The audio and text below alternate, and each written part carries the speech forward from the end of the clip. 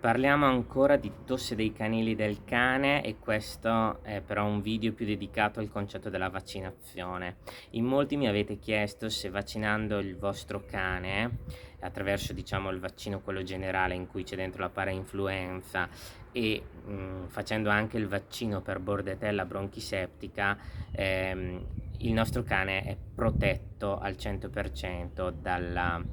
tosse dei canili. Molte pensioni richiedono questo tipo di vaccino per evitare chiaramente di avere la tosse dei canili all'interno delle loro pensioni.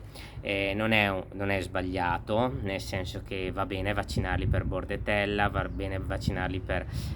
parainfluenza, però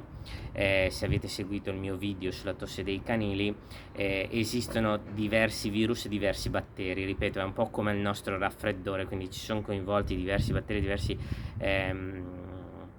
virus, quindi anche vaccinando non è detto che il vostro cane non possa avere poi la tosse dei canili. Diciamo che per una gestione delle pensioni, per una gestione dei canili, è molto importante il vaccino per evitare chiaramente che quei